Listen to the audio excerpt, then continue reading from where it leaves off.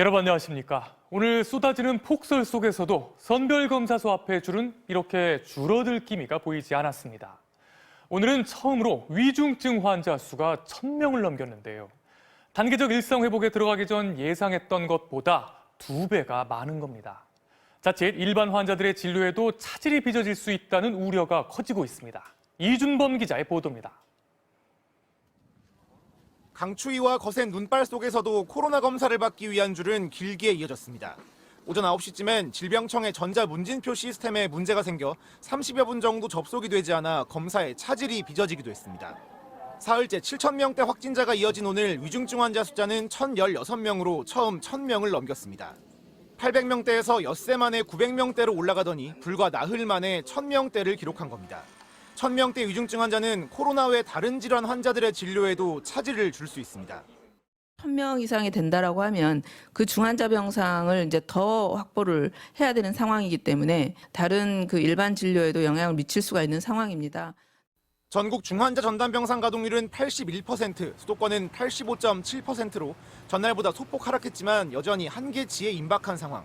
수도권에서만 562명이 하루 넘게 입원을 기다리고 있습니다. 확진자가 늘어나면 몇 주간 시차를 두고 위중증 환자도 따라서 증가하는 만큼 앞으로 중환자는 더 늘어날 가능성이 큽니다. 하지만 병상 확충은 더딥니다. 정부는 행정명령을 통해 1,014개 중증 병상을 추가로 확보하겠다는 계획이지만 어제까지 62%인 630개를 추가하는 것에 그쳤습니다. 병상 효율을 높이기 위해 중환자라도 증상이 나타난 지 20일이 지나면 격리를 해제하고 일반 병상으로 옮기도록 했지만 현실을 무시한 조치라는 비판도 나옵니다.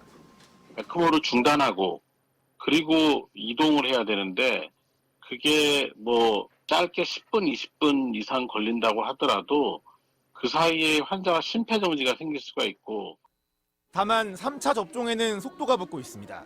어제 하루 114만 명이 3차 접종을 받으면서 접종 완료율은 성인의 24.8%까지 올랐습니다. MBC 뉴스 이준범입니다. 올겨울 들어 가장 강한 추위가 찾아오더니 수도권에는 첫 대설주의보와 함께 많은 눈이 쏟아졌습니다. 순식간에 온 세상이 하얗게 변했는데요. 현재 상황 확인해 보겠습니다.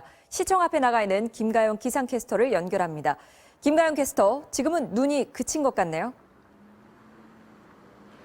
네, 그렇습니다. 수도권의 눈은 대부분 잦아들었고요. 서울, 경기와 강원 지방의 대설주의보도 모두 해제가 됐습니다만 자정 무렵부터 다시 한 차례 강한 눈이 오겠습니다. 지금 기온이 영하 4, 5도 안팎으로 매우 추워서 도로가 상당히 미끄러운 상태라서 조심하셔야겠습니다. 지금 레이더 영상을 보시면 오후 2, 3시부터 한두 시간가량 매우 강한 눈구름이 수도권을 통과했는데요. 이제는 수도권보다 충남과 전북 지방 눈이 강해져서요. 전북 익산과 군산, 그리고 충남 공주, 부여와 청양에 대설주의보가 내려졌습니다. 현재 적설량은 경기도 하남 5cm, 전북 익산에 4cm 안팎이 왔고요. 서울 2.7, 양평 2.1cm를 나타내고 있습니다. 늦은 밤부터는 북쪽에서 또 다른 눈구름이 다가오겠습니다. 오늘 자정부터 내일 새벽 사이 다시 한 차례 강한 눈을 뿌리겠는데요. 예상 적설량은 강원 내륙과 산지, 그리고 제주 산지에 최고 8cm, 수도권과 충청, 전라권과 경북 북부에 1에서 5cm가량입니다. 내일 오전부터는 하늘이 다시 맑게 개겠고 강추위도 내일 낮부터는 빠르게 수그러들 전망입니다. 기상청은 다음 주 내내 비교적 온화하다가 성탄절에 다시 한파가 찾아올 것으로 예상했습니다. 지금까지 서울시청 앞에서 전해드렸습니다. 다음은 대선 후보들 소식 알아보겠습니다. 민주당 이재명 후보는 최근 현 정부의 기조와 다른 제안을 내놓고 있는 부동산 정책과 관련해 오늘도 공시가격 제도를 전면 재검토해야 한다며 당정 협의를 촉구했습니다. 장남의 도박과 사생활을 둘러싼 공방은 오늘도 계속됐습니다. 임명현 기자의 보도입니다. 고생 많으세요. 서울의 한 의원급 내과를 찾아 코로나19 3차 백신을 접종한 이재명 후보. 코로나 때문에 일도 많아지시고 힘드시겠습니다. 걱정이 조금 많아져서요. 그래도 의료인들이 이번 코로나19 사태에 고생들 너무 많이 하는 것 같습니다. 의료진의 권고대로 공식 일정 없이 안정을 취한 이 후보는 SNS를 통해 부동산 정책에 대한 추가 제안을 내놨습니다. 이번엔 공시가격 관련 제도의 전면 재검토를 요청했습니다. 이 후보는 올해 주택가격이 크게 상승해 내년도 공시가격도 상당히 오를 거라며 이는 재산세와 건강보험료 증가, 복지수급 탈락으로 이어진다고 우려했습니다. 그러면서 집값 폭등으로 인한 부담을 온전히 국민에게 전가하는 건 공정하지 않다며 재산세와 건보료를 올해 수준으로 유지하도록 대책을 마련해 달라고 촉구했습니다. 특히 공시가격이 이달 말부터 결정되는 만큼 당정의 신속한 협의를 강조했습니다. 앞서 다주택자 양도세 중과 유예 방침에 이어 부동산 민심을 의식한 발언을 또 한 번 내놓은 겁니다. 종부세가 부과된 상태이기 때문에 아마 다주택자들이 팔고는 싶은데 이게 양도세의 중과 문제 때문에 좀 어려움을 겪는 것 같다. 하지만 자산 가치 상승에 따른 부담을 지우는 건 당연하다며 공시가격 현실화를 추진해온 정부 정책 기조와는 차이가 있어 당정, 당내 논란도 예상됩니다. 장남의 불법 도박과 사생활 논란도 이 후보 측의 돌발 악재로 떠오른 가운데 국민의힘은 장남이 도박을 시작한 뒤 2년간 5천만 원 이상 예금이 늘었다며 공세를 이어갔습니다. 민주당 선대위는 이 후보가 그 무렵 장남에게 5천만 원을 증여했고 세무당국에도 신고했다며 합법적 증여라고 밝혔습니다. MBC 뉴스 임영현입니다.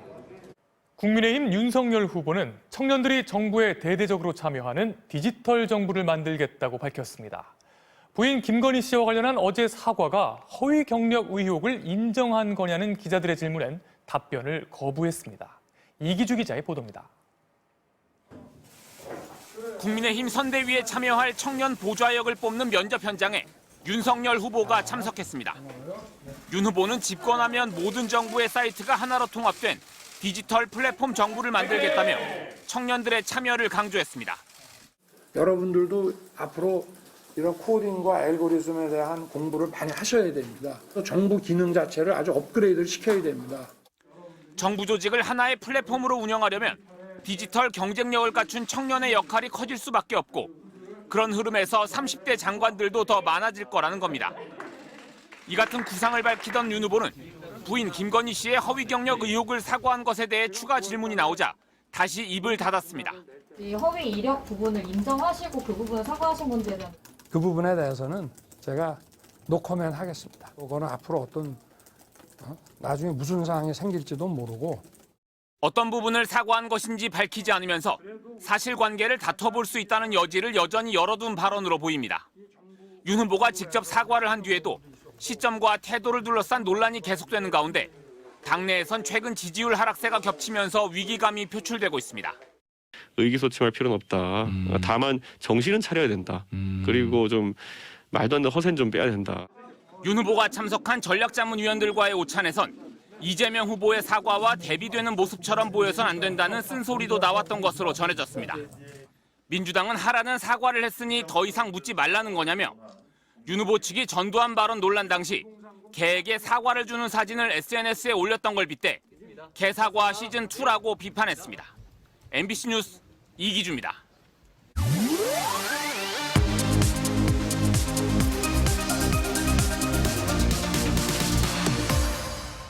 경제와의 거리를 좁히다 거리의 경제입니다. 이른바 K-드라마가 전 세계를 강타하고 있습니다. 이 드라마 속에 등장했던 이 거대 인형 기억나시죠? 오징어 게임은 물론이고요. 최근에는 드라마 지옥도 큰 인기를 얻었죠.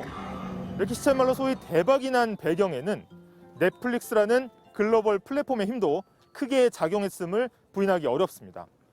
이렇게 점점 세계는 하나로 연결돼 가고 있습니다. 이런 연결이 앞으로 우리에게 어떤 영향을 주게 될까요?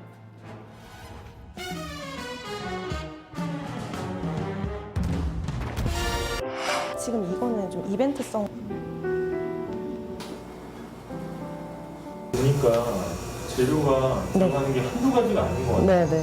부재료는 이제 달걀, 설탕, 밀가루, 버터, 우유 이렇게 거기에서 부재료들. 고정비랑 이런 거 하나 더 만드는 비용은 어떻게 들어가요?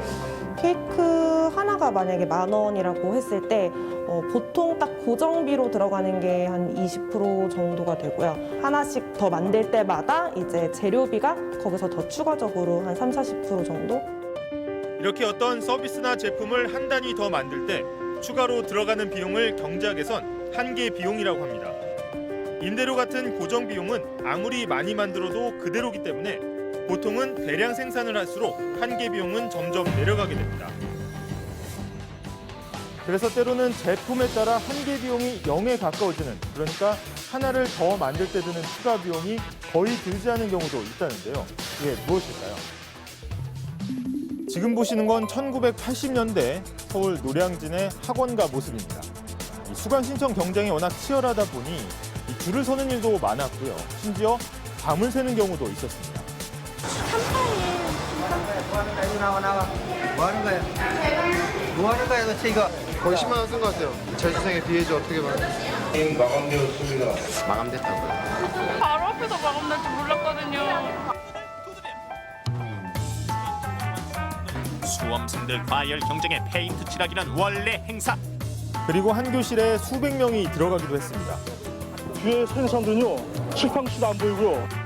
이 당시 학생 수가 많기도 했지만 이렇게 사람이 몰렸던 건 직접 학원에 와야만 강의를 들을 수 있었기 때문이죠. 내가 말하는 걸 정확하게 이해하고 있어야 돼. 집중력 싸움이야, 집중력 싸움. 알아듣겠어? 그런데 여기서 변화가 시작됩니다. 학교와 학원이 집으로 오는 시대가 틀림없이 열리겠구나. 밀레니엄 열풍이 불던 2000년 7월, 국내 최초의 인터넷 사교육 업체가 문을 엽니다. 이제 강의를 한 번만 해도 전국 어디에서나 동시에 볼 수 있게 됐고, 추가 비용을 거의 들이지 않고도 한 번 만들어 놓은 강의는 계속 볼 수 있었습니다. 강의를 한 번 더 시청할 때 드는 비용, 즉 한개 비용이 점점 0으로 수렴한 겁니다.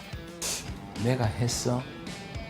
안 되는 경우는 없다. 돈이 막 빨려 들어간다. 그 한가운데서 이제 제가 뭐 깔때기 같은 곳에 이제 입을 벌리고 돈을 이렇게 이제 받아먹고 있는 것 같습니다.